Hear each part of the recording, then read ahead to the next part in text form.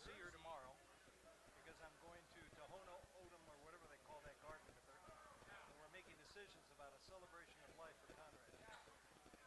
And you're going to bring your maracas and stuff to that. We need a rowdy guy there. Really? That was my brother. A bit eccentric, but yep.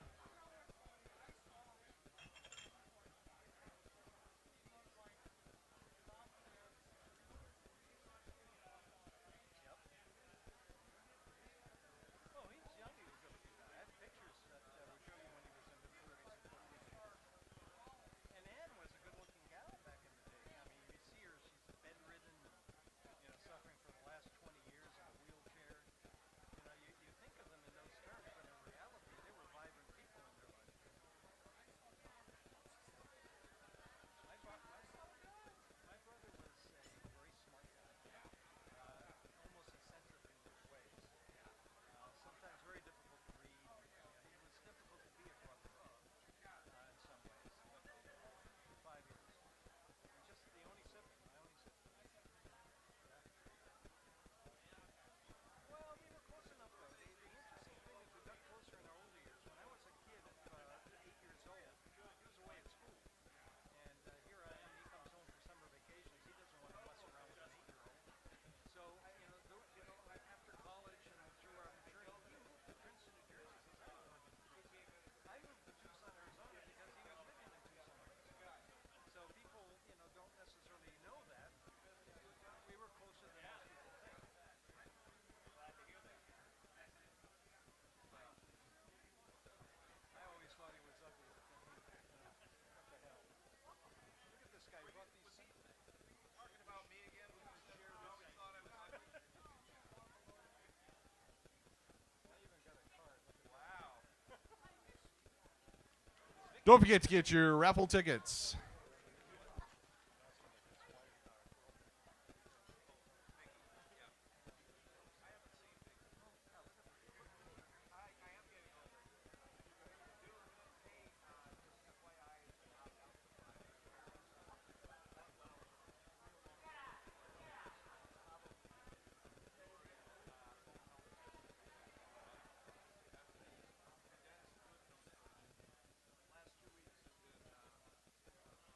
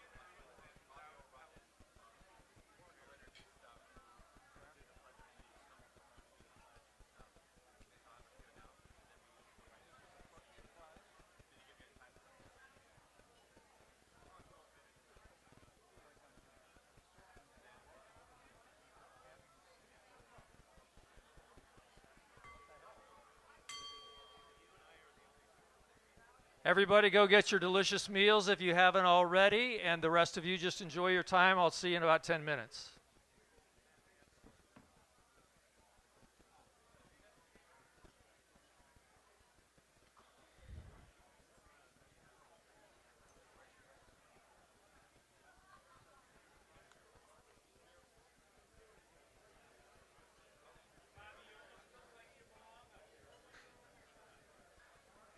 Your eyesight is gone. There you go. You know, I was at the Rotary office yesterday, and I was looking at your picture from your year. You didn't have this, and you didn't have these. And I was like, God, he looks so different. Yeah, I couldn't figure out what it was. I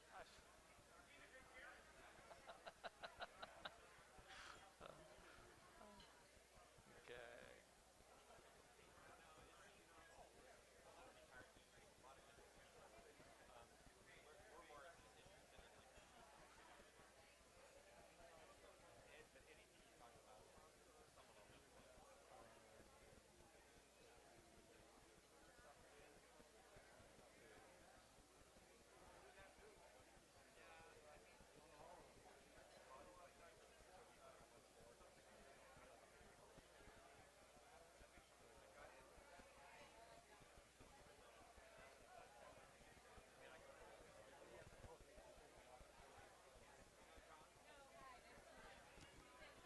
Don't go there.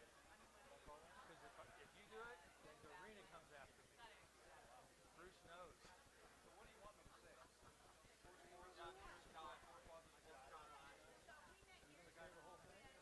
Illinois. That's right.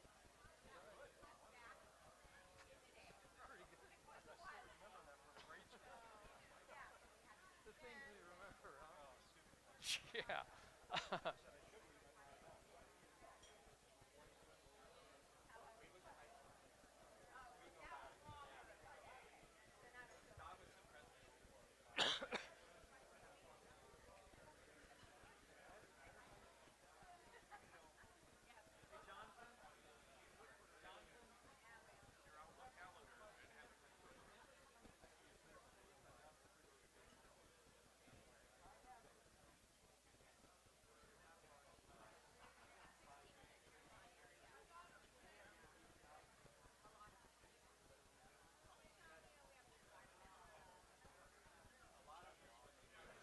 Last chance to get your raffle tickets. We've got a big pot today.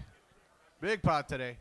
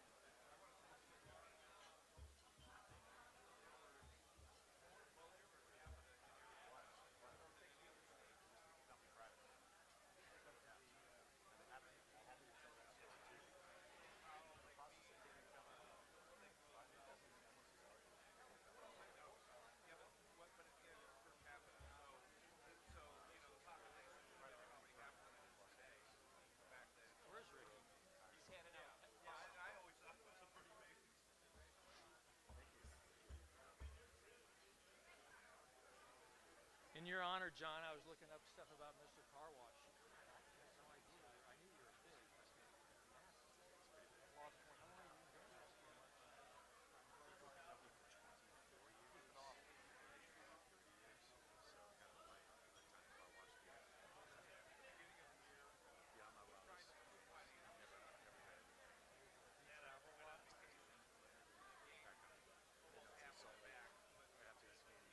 I was going to tell you, is there any reason you wouldn't want to join Rotary except for one of our early Rotarians? I have asked every person to come and speak, and my guess is you're probably too busy.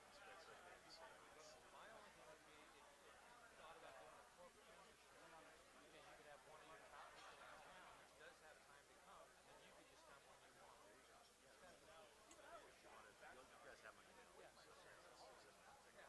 Great, that's so much fun.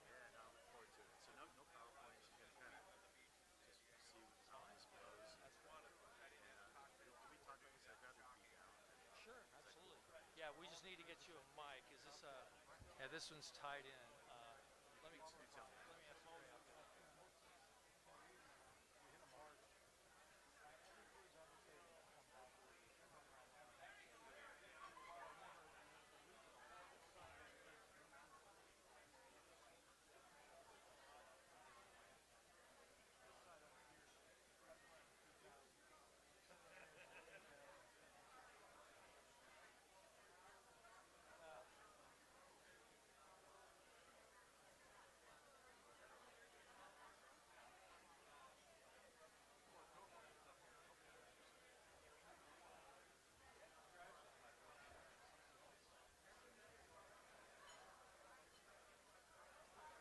All right.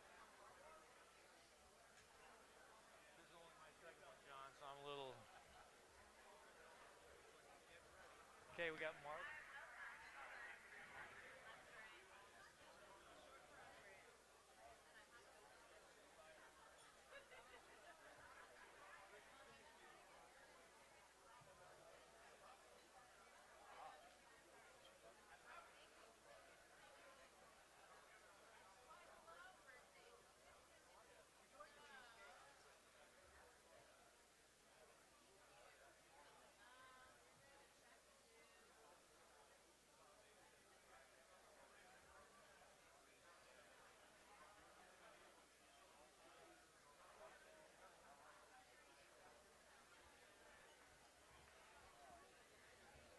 All right, beautiful. Ladies and gentlemen, and members of the jury, thank you all for coming today. It is a great group today to hear John speak. I'm sure it'll be really interesting. I'm really looking forward to it. Thank you again for coming and the enthusiasm already. I apologize for interrupting because you guys were all chatting so greatly. But first of all, we got to start off as a pledge and song by Mark Hart, a new member, retired contractor mechanical. Come on up, Mark.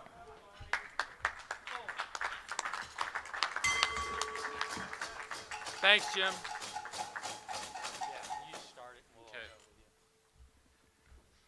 I pledge allegiance to the flag of the United States of America and to the republic for which it stands, one nation, under God, indivisible, with liberty and justice for all. And then you guys start us singing.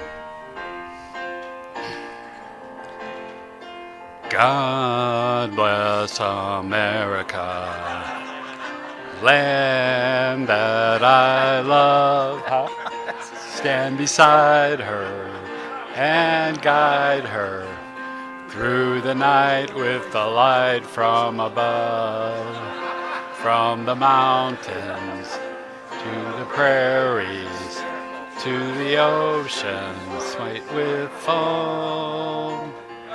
God bless America, my home, sweet home. That's it. Isn't that awesome? That's awesome.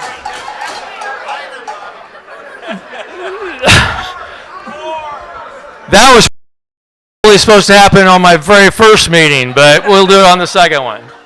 Thank you, Mark. That was very entertaining.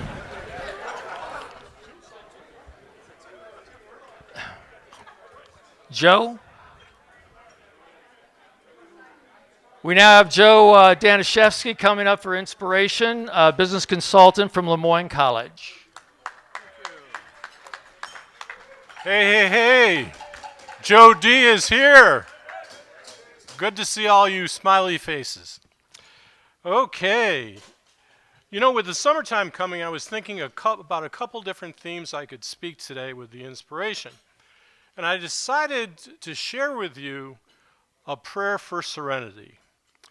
God grant me the serenity to accept the things I cannot change, the courage to change the things I can, and wisdom to know the difference.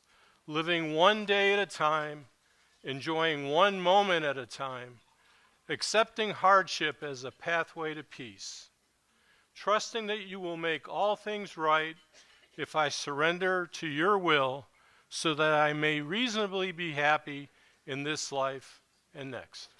Amen.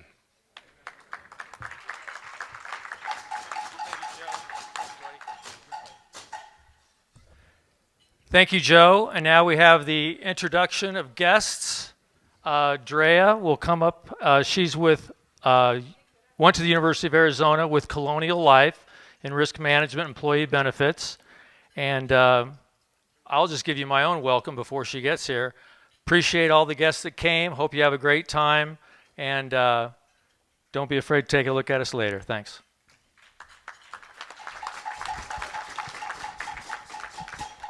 Hello, everybody.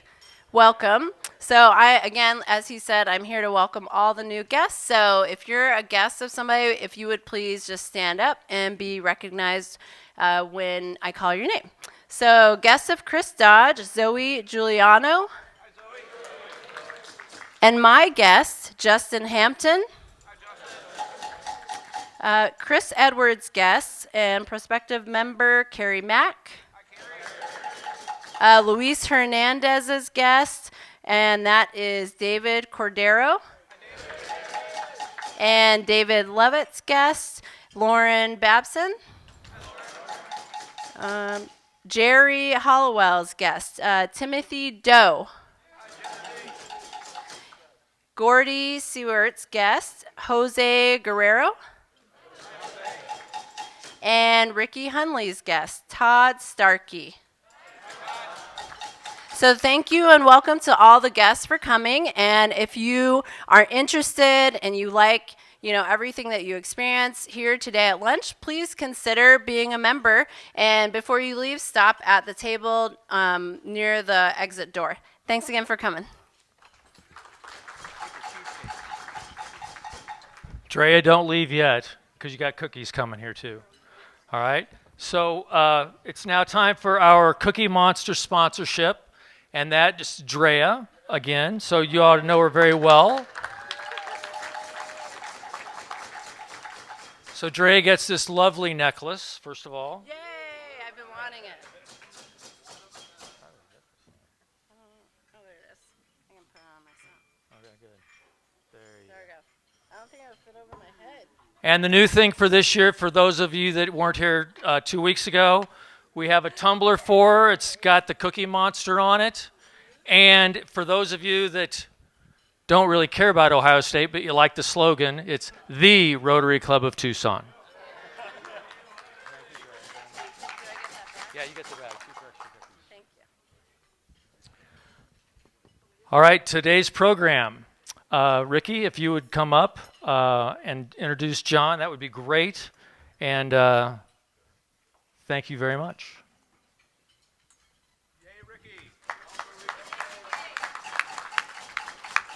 Did anybody not get their shimmy claw? Yeah. Okay. No, did not. Raise your hand. If you didn't get one, there's plenty out there on the back table. If you did not get a free car wash, you can come see me and you get one of those as well. All right. Compliments of Mr. Lai. Guys, ladies and gentlemen, it is my pleasure. And I want you to take a look around the room and just think about what it takes to build something truly massive. We're talking about growth. We're talking about absolute market dominance. Imagine taking an everyday routine chore and turning it into a multi-billion-dollar nationwide powerhouse. Today we're joined by a visionary who did exactly that, taking a real brand to Tucson and scaling it into the largest car wash operation on the planet. He didn't start at the top. He joined the company back in 2002 and spent over 2 decades learning every single moving part of the machine. From Vice President of Marketing Development, Chief Operating Officer, he mastered the grit, the logistics, the strategy. Since taking the reins as CEO in 2013, he has completely redefined the industry. He spearheaded an explosive multi-state expansion, championed cutting-edge subscription models, and successfully led the company through his historic IPO on the New York Stock Exchange. He proved to the world that the right culture and a relentless focus on people, you can scale anything. But what makes him truly remarkable isn't just the soaring revenues or the hundreds of locations across the country. It is his belief that a business thrives from the inside out. He has built a culture centered on frontline leadership, operational excellence, and community impact right here in Southern Arizona and across the United States. He is a builder of teams, a driver of innovation, a masterclass in modern executive leadership. Fellow Rotarians, please stand up, get your shimmies out, okay?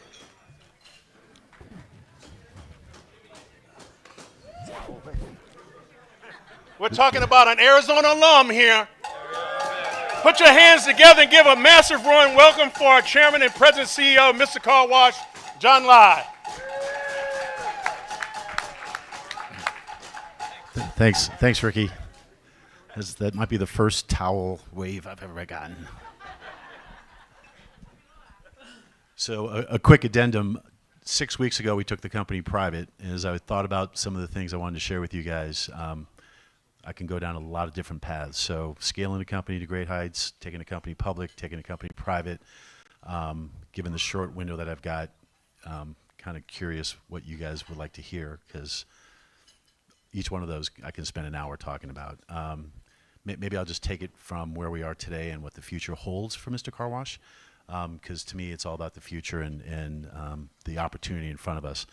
So as Ricky mentioned, we're the largest car wash platform in the United States, but we actually see ourselves as quite small. In the overall scheme of things, there's a term called TAM, which is an acronym for Total Addressable Market.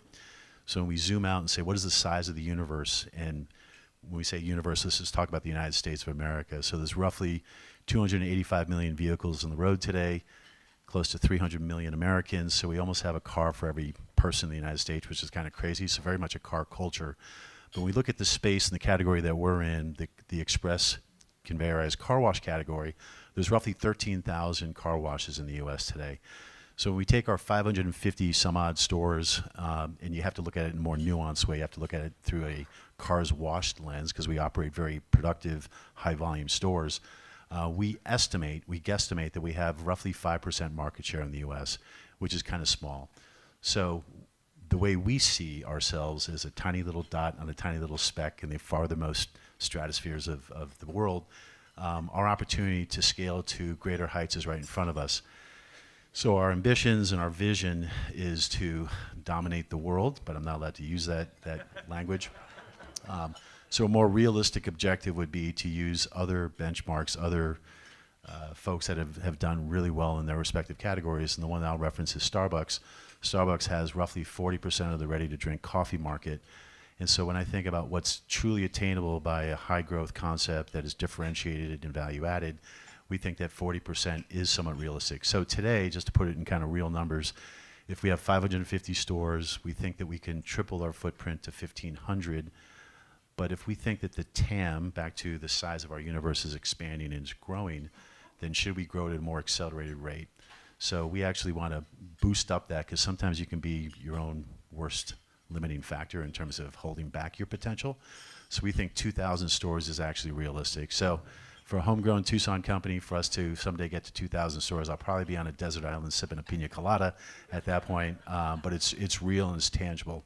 The other piece inside of our potential is another idea around subscription. So I'm going to assume we have roughly a 70% share of the Tucson market because we have a lot of stores here. That at least half of you guys are Mr. Car Wash customers, so thank you for your business. I appreciate it. And by the way, if the free car wash coupons, you can give to friends or family, etc. But when we look at the subscription business model and how that's changed our entire business, we think about how many more U.S. consumers want to participate in a recurring, all-you-can-eat kind of concept. And today, the industry is roughly about 11%. So we think that, again, we'll use the gym space where in the United States, 1 in 4 Americans belong to some kind of gym. So we think that, again, that recurring, predictable business model where people can use the gym, can use the car wash as often as they like for one flat fee is very popular. And in America, as we all know, the automobile is more than just transportation. It is a source of pride. Sometimes it's a reflection of who you are. But people really want to take care of their vehicles. So at the very core, at the very essence, there's this utilitarian benefit that we deliver, which is cleaning your vehicle. But what we're really delivering is happiness. We're delivering joy. And when I start getting touchy-feel like that, people are like, wait, you're just taking dirt off of a vehicle. But you feel good when you leave a car wash, hopefully. And I always brace myself for events like this where, and I want to open it up to Q&A here in a bit, where it's impossible, literally impossible for us to get 100% clean and dry. But I know that for many of you, there's this thing called side mirror drip, which is a very technical term, where water can accumulate behind your side mirrors, and it's very, very difficult for us to get 100% of that water out. So you'll drive off the lot, and there'll be water that will cascade down the side of your vehicle, and that's an irritant. So I'm just kind of taking the sting out of the wasp here.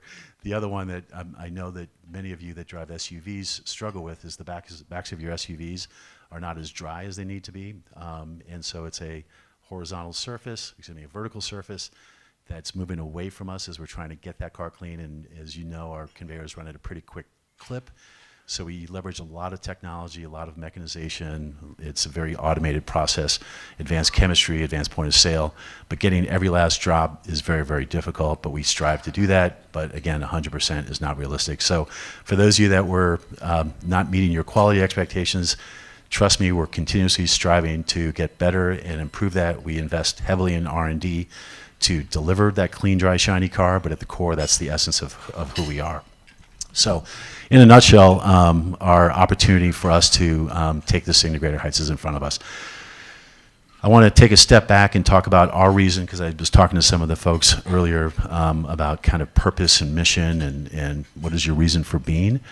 And if I were to kind of define how we see ourselves at Mr. Car Wash, I want to just kind of get a little touchy-feel here and talk about stakeholder universe and how we define our stakeholders. So there was a very famous op-ed piece written back in 1970 by a University of Chicago economist that was a Nobel laureate named Milton Friedman. And he argued in his piece that the sole purpose of an organization is to generate profits and deliver outsized return for the shareholders. And that was kind of the mantra for all of business through the 70s and 80s. And so I grew up through the school of, maximize shareholder value and the customer is king and all these kind of these mantras that all sounded very strong and solid. I think what was missing from that definition, so here I am challenging a Nobel Prize laureate, was that if we zoom out, our purpose as a business is more than just cleaning and drying a car and making it shiny. It's more than just delivering profits. If we look at all the constituents in our universe, there's obviously customers and obviously our shareholders, and we got to execute and deliver upon those two objectives. But there's also our employees. And so we have 7,000 team members that show up every single day, and they do a really, really great job. And again, let me just back up for a second. Our footprint is 21 states, 73 MSAs, coast to coast, so as far east as Baltimore, Maryland, as far west as the state of Washington, California. Our biggest states from just a presence standpoint are Texas, Florida, and California. Arizona is actually one of our smallest states. But we're trying to support a distributed workforce that's coast to coast with that many people. And what I hear oftentimes from folks at cocktail parties is, what is it about your people? How are you able to get them to wave and smile and deliver this level of customer service that we don't really expect at a car wash? And so, you know, and when you feel that experience, there's a level of etiquette and professionalism that we have trained to. And I tell people it doesn't happen by accident. So it doesn't happen by us putting up smile posters in the back room or saying effective immediately, we want you to work with a quick clip. It starts with how we take care of our people. So when we look at our stakeholder universe and talk about the things that are really critically important to us, and we're not the only ones that have adopted this principle, by the way. So Southwest Airlines famously came out many years ago and said, we're going to take care of our people who take care of our customers. And if those customers feel that love, they're going to be more loyal, they'll spend more money, and then our shareholders will be rewarded from that. So we've embraced that simple philosophy of take care of your people who take care of our customers, and our shareholders will be rewarded. But then we say it's even bigger than that. So there's the environment, right? So you can be highly profitable, but if you're not a good player and you're polluting the environment, then you're putting profits over our planet, and that's not good either. So we want to be very environmentally conscious, environmentally friendly. The other question I get asked often is water, because water is a piece of the equation in getting a clean, dry, shiny car. And just to share with you guys, cleaning your car at a commercial car wash is 4 times more water efficient than washing at your driveway. So we'll use literally 1/4 of the water that a home driver will use, and we recycled close to 35% of that water and repurpose it in lower rocker panels, the underbody, some of the wheel washing services, etc. So we take water conservation really, really seriously. So the environment's another piece of our constituent kind of universe. And then I can broaden it to say the community. And if I were to self-grade Mr. Car Wash, we're probably not as involved in the communities that we participate in, given just the size of our footprint. And so that's a gap right now that we're working on. And Tucson's a good example where we're headquartered here. We're on the corner of 6th and 6th. If you guys know that kind of pocket, I jokingly say we're on the other side of the railroad tracks. We kind of like that area. It's a little bit bohemian, kind of hip. Not that we're that hip, but we had one Weisenheimer. It was actually Lauren in your former group that plotted. These are the IT guys. IT guys are special, but he plotted the number of bars within a 4 blocks radius of our stores, and the answer is 13, right? So we work hard and play hard too at Mr. Car Wash, but we like being down here. But we've generated. There's over 250 FTEs, and if you extrapolate out my income, and I'm grossly overpaid, we've created a lot of jobs at Mr. Car Wash, high-paying jobs, and the stuff that we're doing right now in data analytics, advanced AI. I can go down the list of things that for us to try to stay ahead of the curve, we're excited to be part of this economic equation.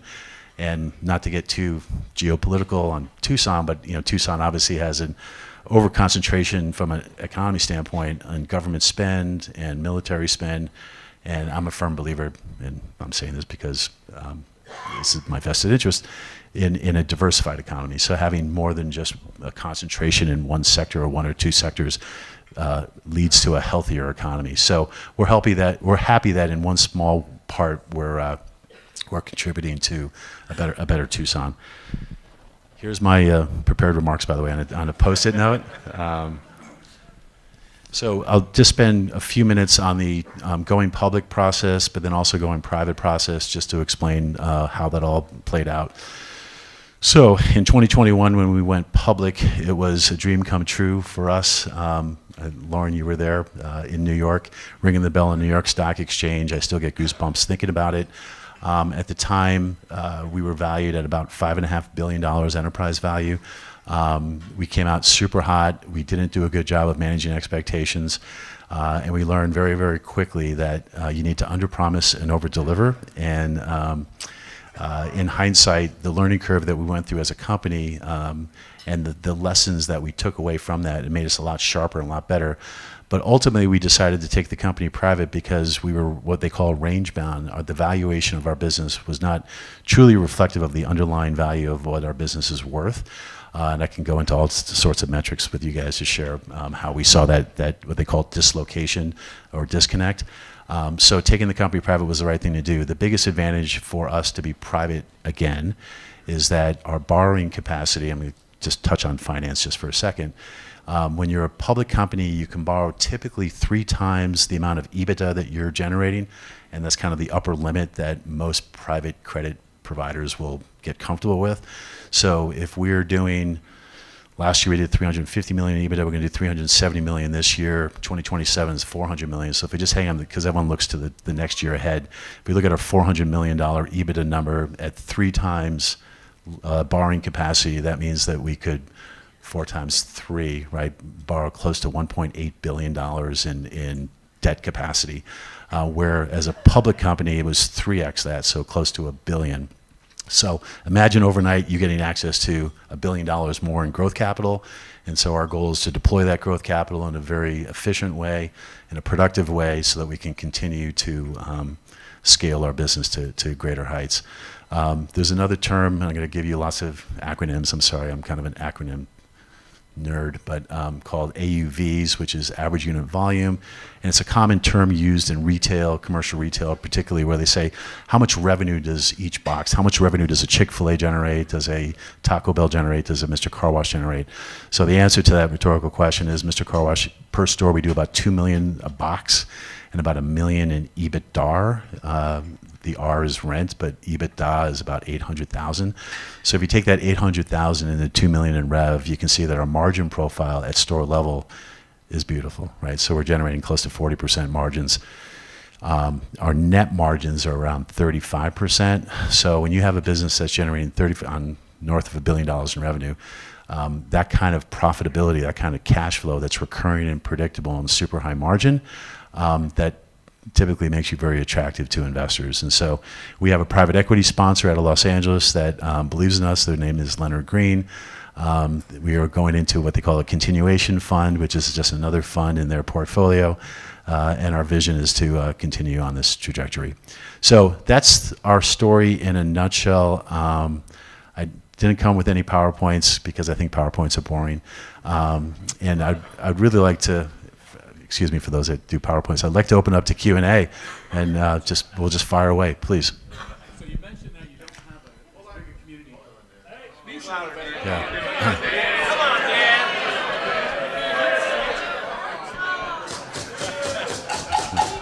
She's still learning. She's not there yet. It's not me.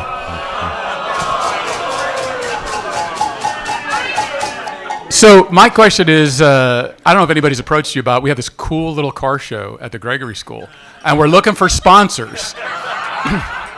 And we could really put you on the map of our sponsorship thing if you would be willing to be a sponsor for this year's car show. So this is why you invited me?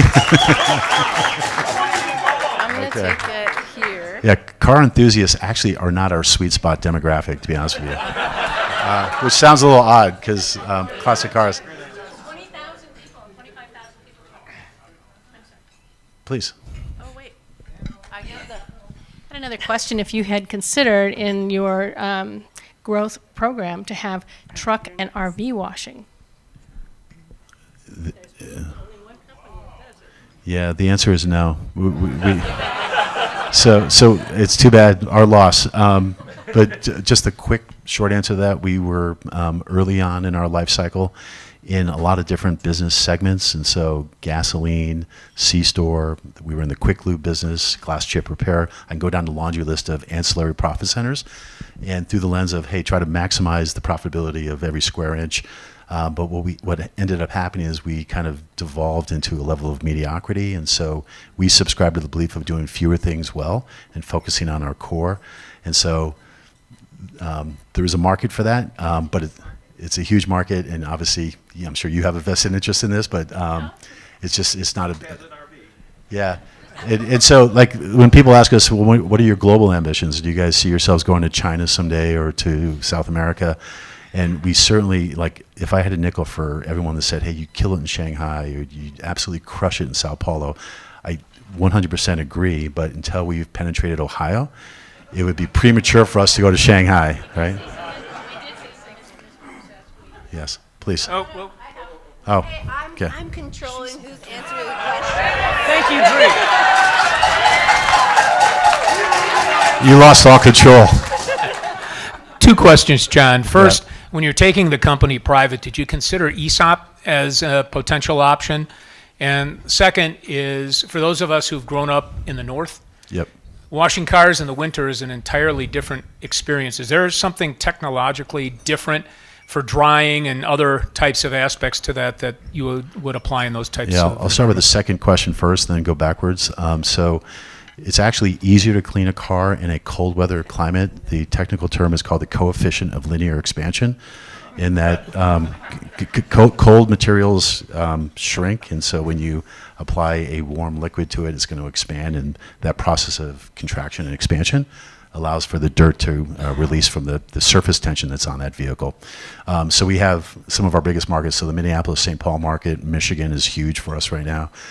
We absolutely crush it during the wintertime, and it's our sweet spot. But we have these different seasonal, so I was just in Modesto, California 2 weeks ago, and in Modesto, it's the almond capital of America, and so when they're harvesting almonds in July and August, the dust is everywhere, and so it kills it.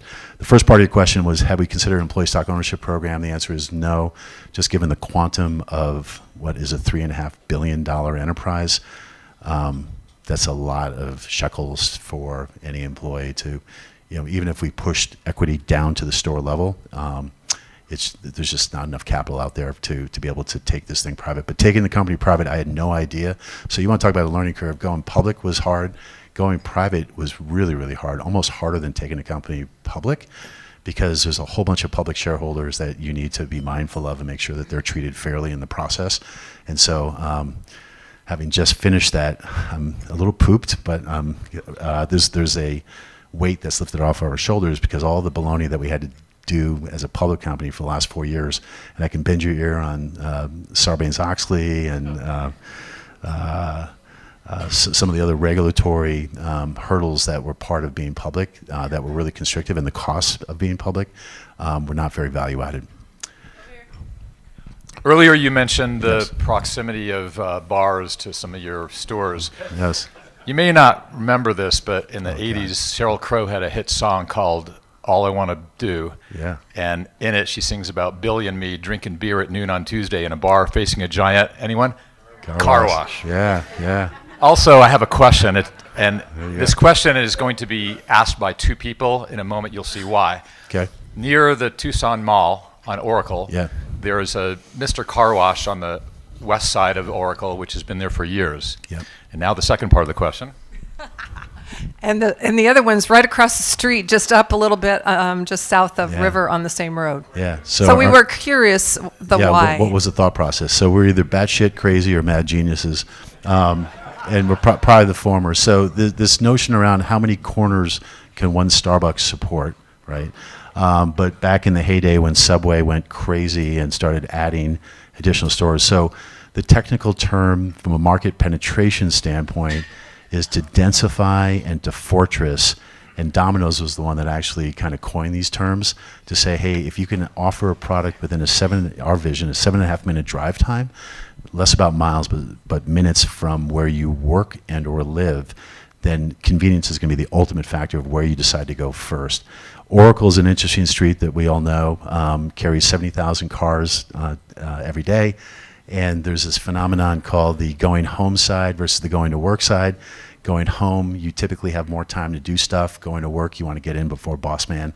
And so people are less apt to do things. So if you look at all the car washes on Oracle, and we have a few, everyone's on the same side of the street, which is the going to work side. So we put in another store across the street, and then there's another term called cannibalization, which is, okay, when you open up a store right across from your mothership store, you're going to naturally have some folks that are going to find the other store more attractive. So the way we look at it from a return on investment standpoint is the incremental volume and revenue and EBITDA that we generate divided into the cost of that development. And that was a very expensive project for us, close to $10 million.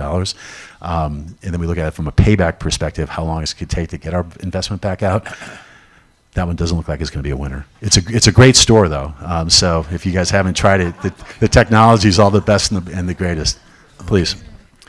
Yes, two parts. First of all, I go to your Country Club Speedway store. Yeah, and iconic. with my with my SUV, I can tell you that my rear windows and side mirrors have never come out better.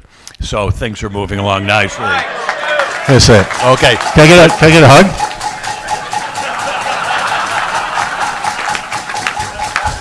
This is the first. Thank you. Usually I'm waiting for the tomatoes. Well, I'm not washing this shirt anymore. No, all seriousness aside, I did note, it's obvious you went from a full service wash there to vacuum your car. You can't get your interior done. Yep. Are you skewing more to that model Great question. than others? So we cut our teeth. We started in the full service space. That's who we are or who we were. But then we pivoted midway through the journey to this model called the Express Exterior. So if you think about it, it's a blend of do it yourself and do it for me. So we'll wash the outside of your vehicle for you. But when it comes to the inside services, we say, here's a free vac, go crazy. It's a lower labor model, as you've seen, right? So we can process 150 cars per hour with 3 people, in theory, on the clock, versus a full service car wash, which the staffing model is exponentially larger, where the roster size of a full service is roughly 35 to 50 employees. And when you can manage a business with 10 people on the roster versus 35 to 45, it's a third less headaches. But ultimately, the customer satisfaction in full service car washes is the lowest for us because it's really, really difficult for us to get all the nooks and crannies. So there's 250 makes and models on the road today. What I'd like to share with people respectfully is the size and condition of a vehicle, emphasis on condition. There's a lot of highly infrequent customers that come through that expect a detail for a $15, $20 service, and I've spent enough time vacuuming cars and finishing cars to know that there's a lot of cars that are trashed. So for us to try to deliver a high level of satisfaction, when if you think about it, there's very little technology for inside services. So then you say, well, it's a training opportunity. For us, we said, hey, we can generate a lot of profit, but we work really, really hard. The margin profile of the full service is about 10 points lower than an Express Exterior. So over time, we've kind of shifted away. So the country club conversion was one to say, hey, we can make more money as an Express than we can as a full serve. There's still strong demand for full service car washing, but we don't see it as a growth opportunity. So we have 63 full service stores across the U.S. There's still cash cows for us, but if we were to do it all over again, we'd be out of the full service business. So when people want to complain to me about the vacuuming, I'm like, complain to somebody else because nobody can vacuum your car better than you. You care more, right? And as much as we want to train our team, they're also under the speed pressure. So when you think about our value proposition, it's clean, dry, and shiny, but we want to get you in and out in 15 minutes for a full serve, in and out in 3 minutes for an express. And so to try to meet that level of speed expectation when a car is trash is really, really hard. That was too long of an answer for full serve. Right here. Please. Yeah. I love that you mentioned filling that gap with local involvement. Do you have any plans for that or anything that you're excited for in the future? So we've done a lot of things, and a lot of it we've inherited and adopted through acquisitions. So if I can step back 3 steps. So our growth trajectory, when we first started this thing back in 1996, the idea, and this is a classic investment thesis, look at a fragmented mom and pop industry that doesn't have any consolidation, any scale to it, and roll it up, right? It sounds so easy. So go out there and buy up every HVAC company, go out there and buy every dry cleaner, every car wash. Well, to create a standardized, unified brand, and to do that in a halo way where you have a consistent experience across a lot of different footprints, is not for the faint of heart. But as we went about buying, so we've acquired over 100 companies. So again, this Tucson story is kind of indicative of how we've done it across the U.S. So we first bought the Capens car wash chain here in Tucson. That was our entree into Tucson. And then there was a car wash chain called Express Wash Concepts that we acquired. And then we had a couple of onesie-twosies, bolt-ons that we call them. But each one of those businesses that we acquired had a different program that they were supporting locally. And I had to be the bad guy to kind of shut each one of those programs down because the logistics of trying to manage a St. Jude's or a Make-A-Wish across 550 stores was a nightmare. So right now we're trying to think about what would be the best program that, again, links to our business and emphasis on links to our business because there's a lot of great causes out there. We can't support them all. So right now we're still trying to figure it out. But I bet you have an idea for me. You don't? Okay. Can I just go back to the people side because I think I glazed over that. And so investing in our people has been a real big priority for us. So it starts with, and I do roll my eyes, and I get somewhat aggressive when I see companies talk a big game about how they care for their people. But the first thing I'll ask is, what do you pay your people, right? What's your starting hourly wage? What is your, and extrapolate out all the big cats, right? What is your medium wage for? And you can break it down by different strata. So do you pay your people well? Do you offer comprehensive benefits? And I'll call out Target, right? They love to say, hey, we start everyone at $20 an hour, but they limit the number of hours you can receive to $20 to 20 hours a week so that you don't qualify for health care benefits, which to me is very, not disingenuous, it's immoral in my opinion. So at Mr. Car Wash, we pay people well. We offer comprehensive benefits for everybody. Right? Paid time off, which you guys all take for granted. Most hourly retail workers don't qualify for paid time off. We said that's absolutely a table stake that you need to get it. And so I can go down the laundry list of the things that we've provided. But then we train our people really well, and we create career path progression. And then ultimately, so back to how we get our people to perform, right, and execute across 7,000 team members. It's pay people well, train them, support them, treat them well, right? Treat them well. So culturally, right, the power of positivity, the power of a high five, the power of recognizing every individual, and every single person has a story. So quick side story, when I was desperate to get a job coming out of the U of A, like everyone wanted to get something on the resume, and I was fortunate enough to get my foot in the door at IBM back when IBM was relevant here in Tucson. And remember Big Blue back in the day, you know, and it was like you had a job for life. And I'll never forget, I was like on the factory floor, but it was me and about a dozen other U of A monkeys. I call us monkeys because we were just doing this very menial task of taking these plastic, it was actually printed circuit boards and putting like a plastic frame around them and putting them in these shoe boxes for these giant storage machines. But every day, we call them the white shirts, the big shots from management would come down for lunch, and they all wore white shirts with ties. And we would all like get quiet. We'd lean in because we would want to be noticed. We want to be recognized. And so we would just pray that, hey, maybe this is our chance that Bill's going to stop and say, hey, kid, tell me your story. But they were so self-important. They were so busy. They would just walk past us like we were nothing. And you never know, in your midst, the next CEO could be standing right there.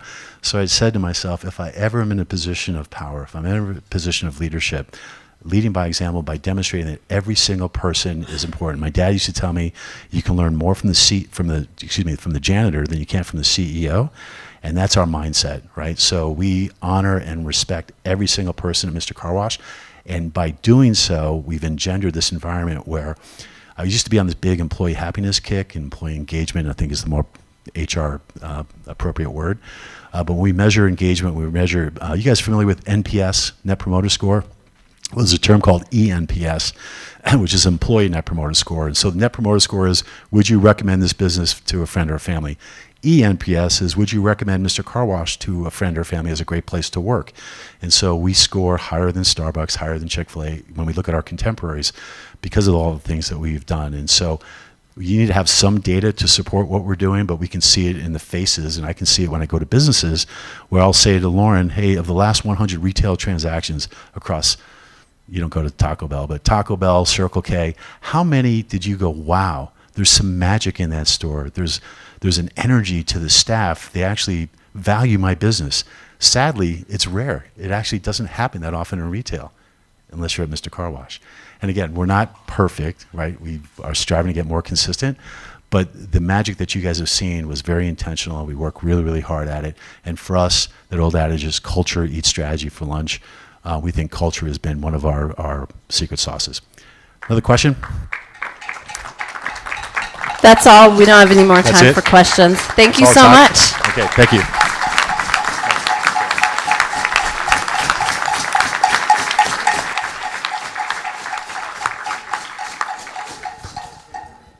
Great job, John, and thank you very much. That was very interesting. Wanted to also, we always, oh, John, just a second. You need to sign this just really quick. It's for Make Way for Books, which David Lovett and Lauren's part of, and he'll sign that. And what's the name of that again? Bo Goes to the Car Wash. Bo Goes to the Car Wash. Thank you very much, John.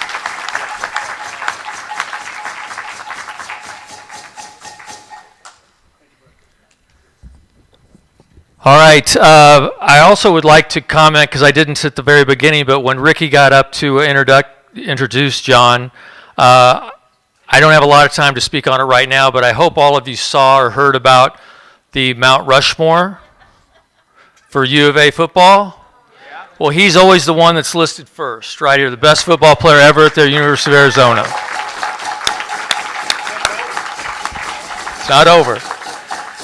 He said it's not over because Noah's, hopefully going to have a great year, and then that will put him right there with you. Yep, and Teddy Bruschi and Chuck Cecil were the other ones there, but he's always the one listed first, always. Great. I wanted to make sure everybody knew about David's connection with Make Way for Books. He was head of it, and Lauren's on the board now, so thank you very much for all you do for that. And now in club business, let's go to happy birthdays. And first we have John Plimpton, Plimpton and Company, and from Case Western Reserve University, and a great guy. Yes.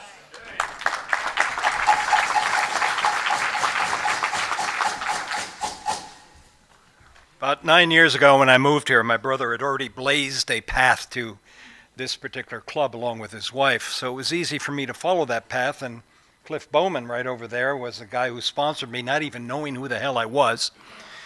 COVID came along, I took a little deviation, I went to the Rincon Club. But my friends, Chuck, John Wong, Dave White, and a number of others all convinced me to come back, and here I am.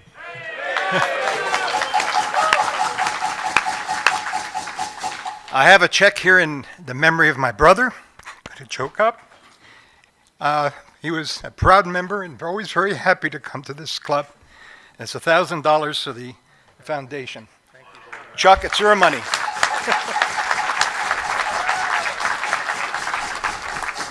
And I would just like to add to that, for those of you that do not know John's brother Conrad, he was bigger than life, and he was a great guy, and everybody loved him, and it was sad to see him go. Now we've got Bruce Jacobs, real estate, title insurance, retired, went to the U of A, University of Phoenix, and he was a club prez, so don't hold that against him, but from 22 through 23.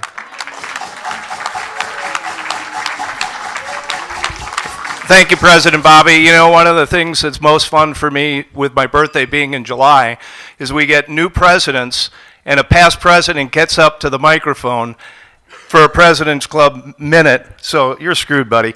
So Mike Schulte isn't here. He introduced me to this club 17 years ago, and my message every year is pretty much the same, and that's get involved. Between our fellowships and the community service and the car show, if you really want to benefit from this club, get involved. A number of years ago, there was a gang of past car show chairmen that got me liquored up on whiskey at Pickering's house, and I became the 12th car show chairman, and then made the mistake of going for a hike with past President Mark, who I'd never hiked with in my life, and so I was president 4 years ago as a result of that, and it's the best thing that I ever did. But the last thing I want to say is the diversity in this club is amazing, and everybody is willing to help you. All you have to do is reach out and ask. And on Sunday night, Bobby took a call. We all deal with elderly care, issues, or if you haven't, you will. And my wife and I needed to navigate through something, and Bobby was there, and I appreciate it. And I do have a check. It's for the Rotary Foundation for my Paul Harris, and it goes to the Ride to End Polio. And for somebody that jumped in and got involved right away and stepped into a leadership position, so Luis Hernandez, this one's for you.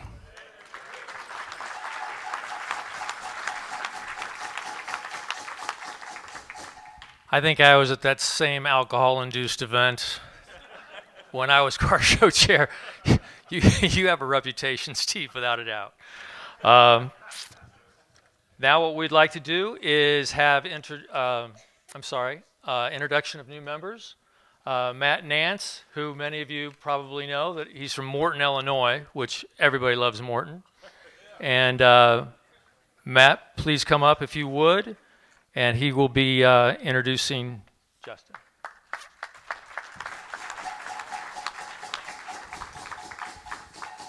You probably know Morton as the pumpkin capital of the world, if you were wondering where you've heard of it before. We're very proud of that.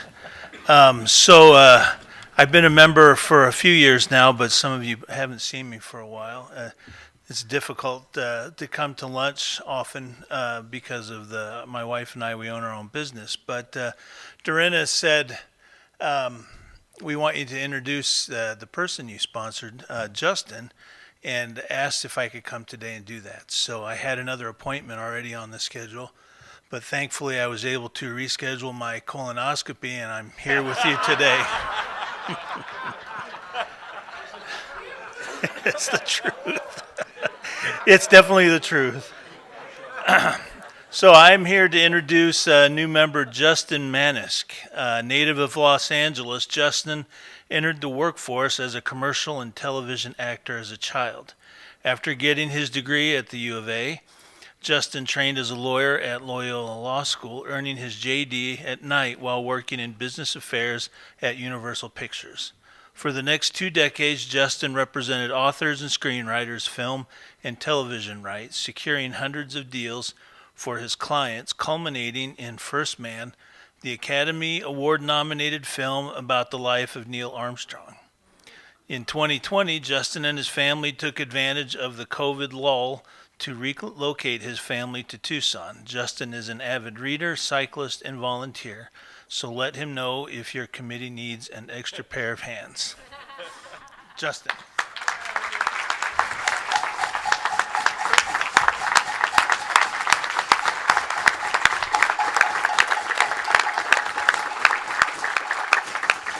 Well, thank you all very much. I'm really glad to be here. I brought my family, like Matt said, about 6 years ago, and pretty much every year, every month I've been here, I've been so grateful to be in Tucson.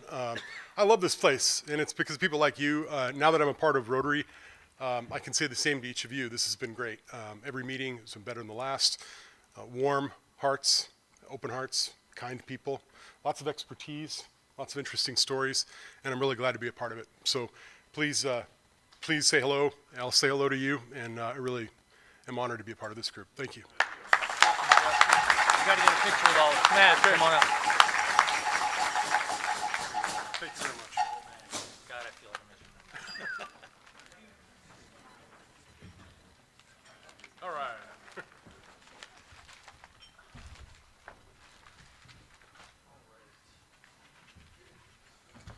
I'll bet you couldn't guess who the point guard was of those three, could you? Now I'd like to again introduce Dre. She's up here a lot, University of Arizona, and she'll be doing the raffle.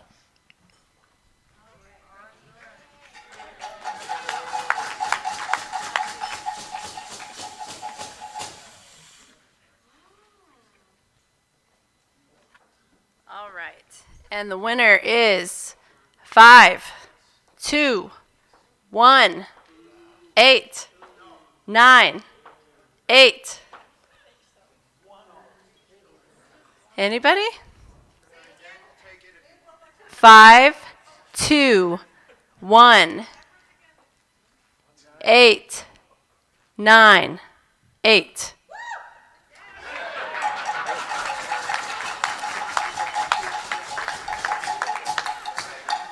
Sorry, Dot, if you don't answer the first time, you don't get it. That's right, Bobby.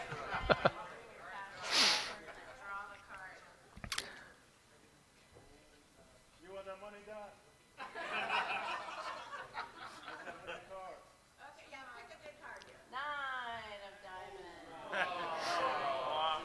That's all right. Hey, Jeff, I was wondering if you would do your Happy Jackson first, because I thought that would be kind of fun.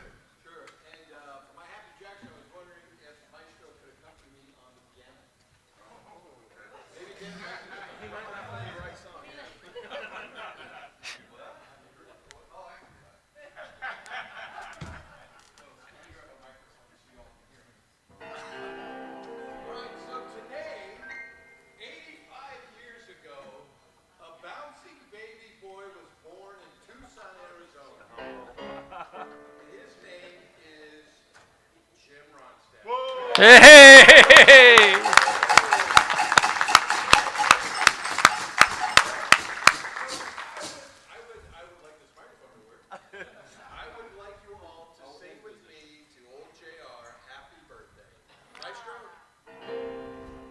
Happy birthday to you. Happy birthday to you. Happy birthday, dear Jim. Happy birthday to you. That was great. Hey, Bob, are you and Jeff brothers?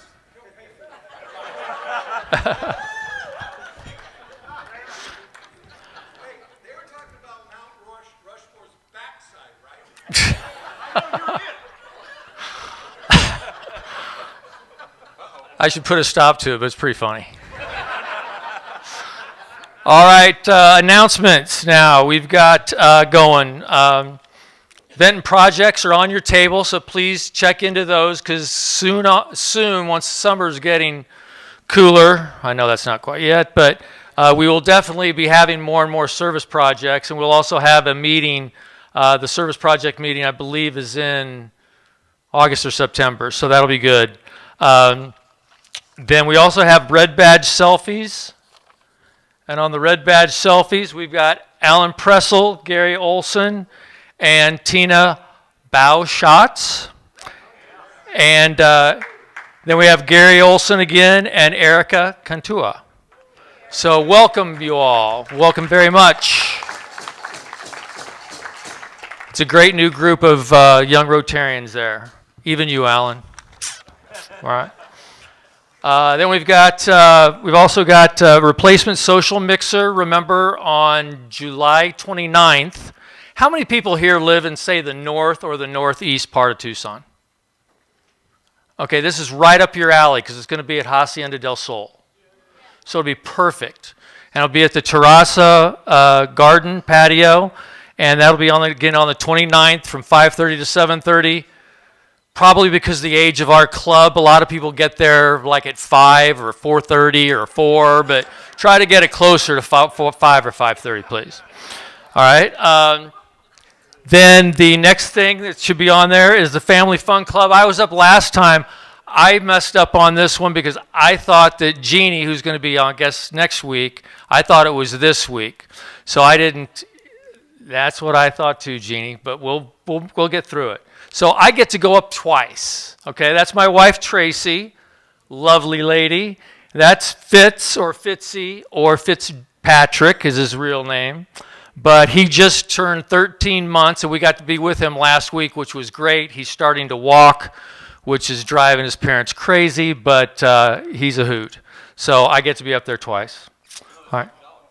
Yeah, exactly. Yeah, exactly. Then we've got Joe Danishevsky, Service Project Minute. Right, we have September 2nd is a special day. We're going to all get together, regular club meeting, September 2nd, and you'll be able to pick what service projects you'd like to work with. If you're interested in creating a service project, come see me. Thank you. Well done. All right, Gordy, you got the good mic. You're up.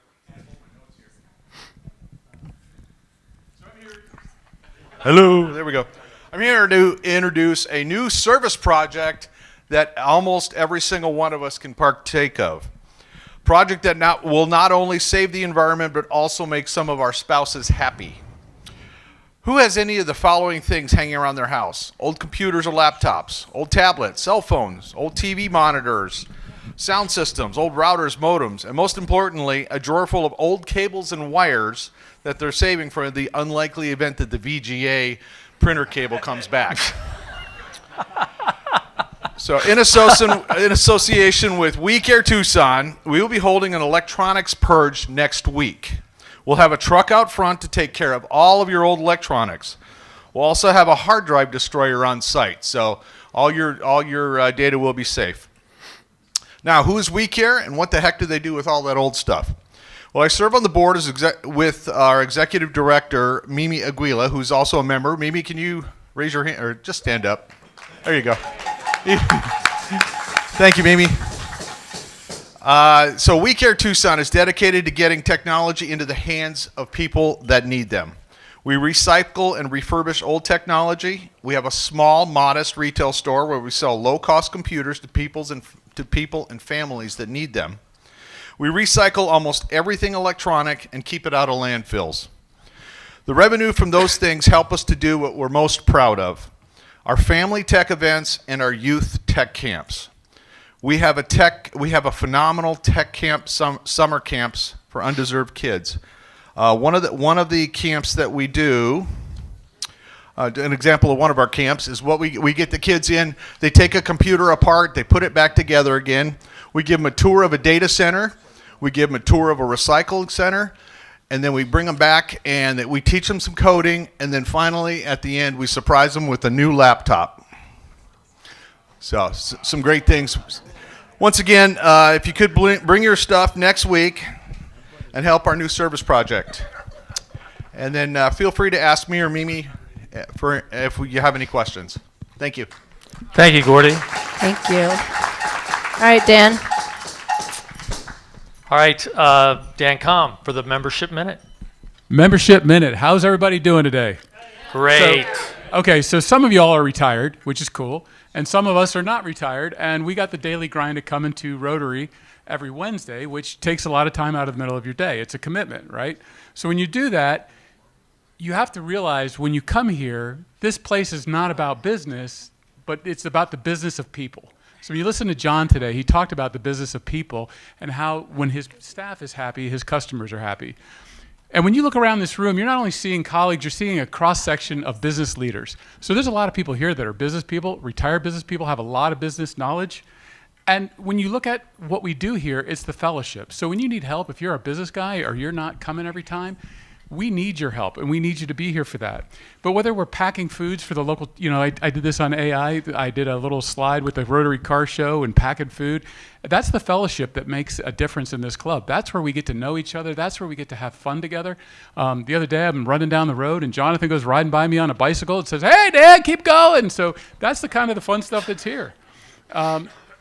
Finally, the other thing is when we come here, you listen to John today, and he talks about the high ethical standards that his car washes have. We have the four-way test. The speakers we have here, the stuff that we do is amazing. We're quite the leadership lab. Chuck Sawyer always says really well that if we actually took this club and we made a corporation, it'd probably be one of the most successful businesses in Tucson. And I agree with him. We're the largest club in Arizona for Rotary, and we're here because we make a difference in the community. We need people like us to come to the club. So if you know a client, a neighbor, a young leader in the field who would benefit from our culture of service and friendship, don't wait for us to find them. You bring them in. You take us, bring them to lunch next week. Or the mixer on the 29th. The mixer on the 29th is a great time to bring guests. But let's keep building the club, and let's make it bigger and better than it's ever been. Thank you.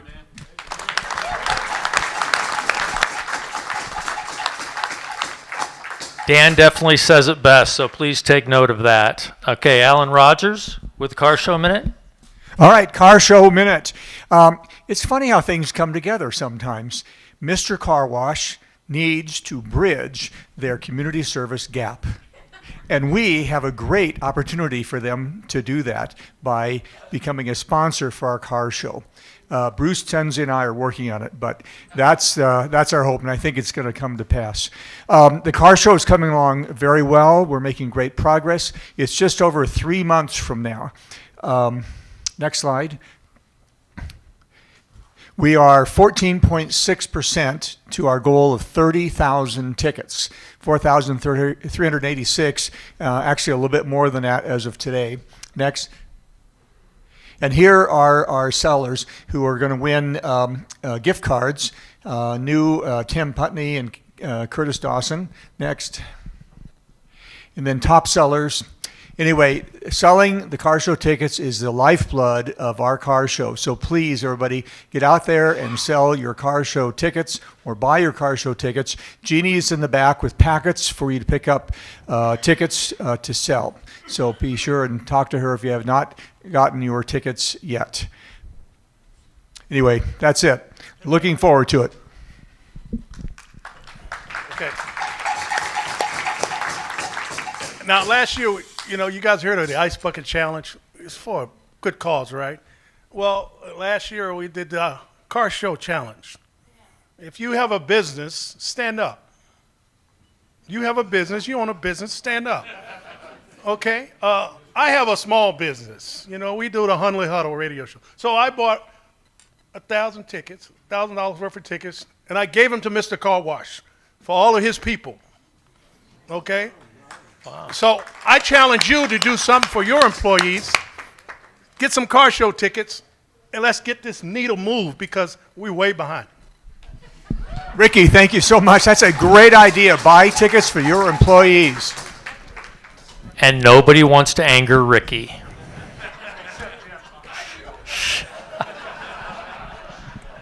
All right, Happy Jackson. Gary Olson. Hello, hello. So grateful to be in this club. Thank you guys for having me. Just super grateful. So I have a restoration company, Restoration One of Tucson, and just recently one of our members reached out to me. It's really competitive business, right? So we do lots of mold and water jobs. But we got a call where one of their employees had a fire at their house and just made that connection for us, and we're so grateful to be able to take care of them. Thanks. Thanks, Gary.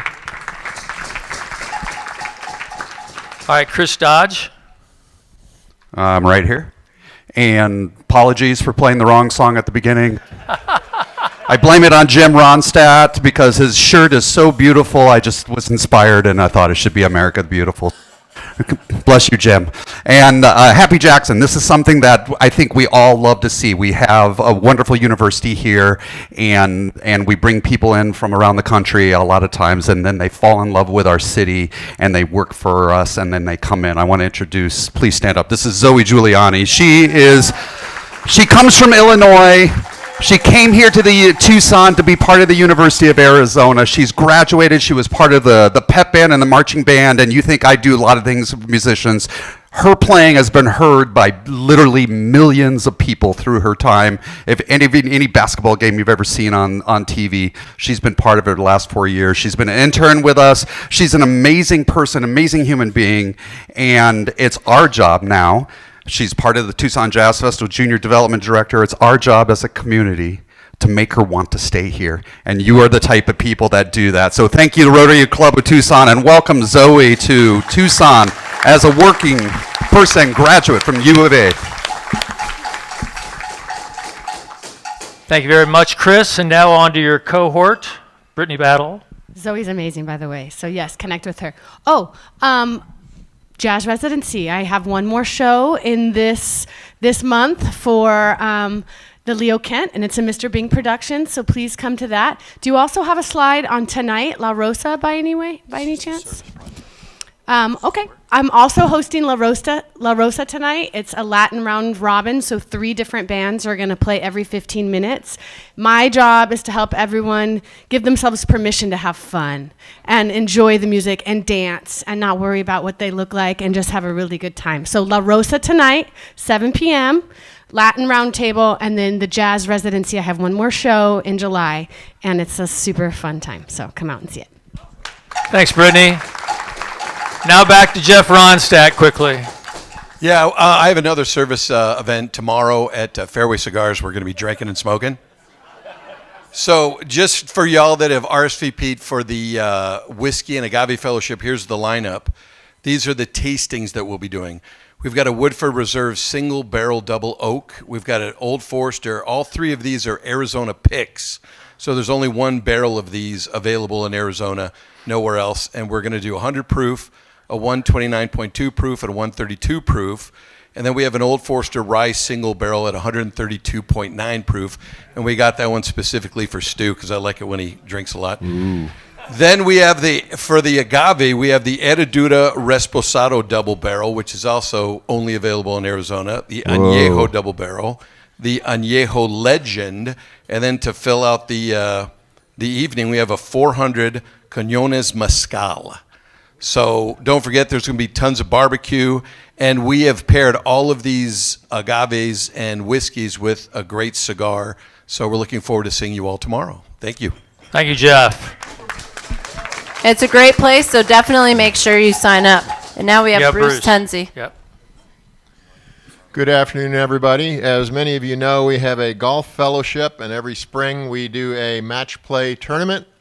The 7th annual tournament finished up a few weeks ago, and I'm sitting here with our champion, Richard Rose. Rick Rose is our champion for 2027.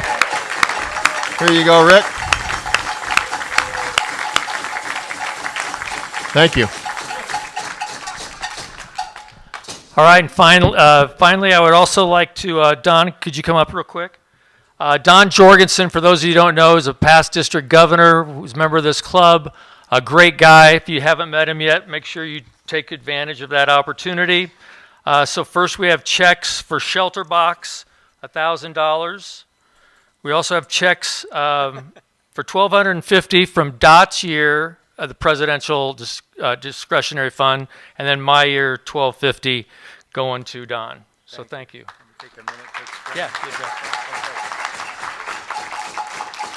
Surprising, I'm not actually here to talk about Shelter Box in any detail today. You guys know about it.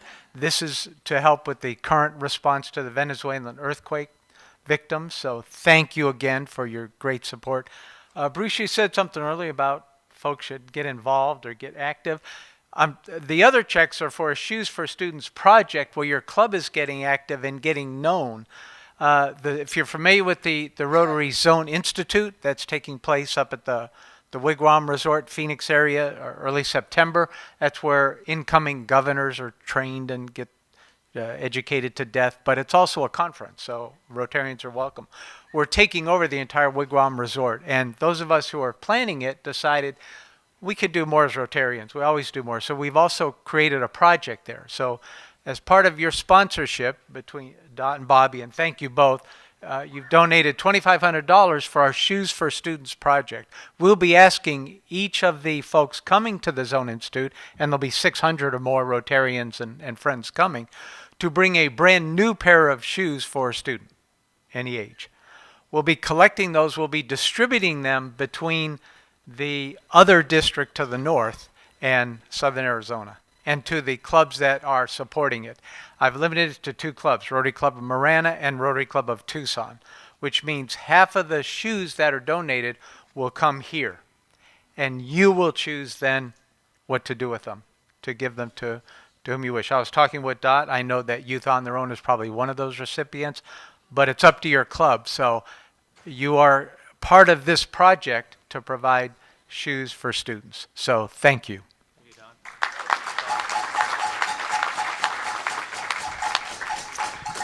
Thank you very much, Don. I apologize, we're a couple minutes over, but I thought it was a pretty fun meeting, so I hope you all thought the same.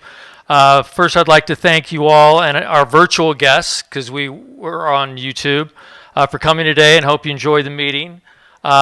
Please donate to the scholarship cups. Remember, I'm holding this up, so that means you are going to put money in there, all right? So there's scholarship cups. And then we want to also say happy birthday to John and to Bruce. Thank you to John for coming and speaking. You did a great job. Thank you for the Cookie Monster, Drea Williams, and Colonial Life, and welcome to the club, Justin. Look forward to getting to know you better. So next week's meeting will be on July 22nd. Emma Correa will be here. She's the district governor, the new district governor. She's a very good speaker, gets into it big time. She's a hoot. I think you'll enjoy her. And our normal meeting will be in this room. It was going to be in the other room, but it's going to be in here. All right, Joe, toast and adjournment.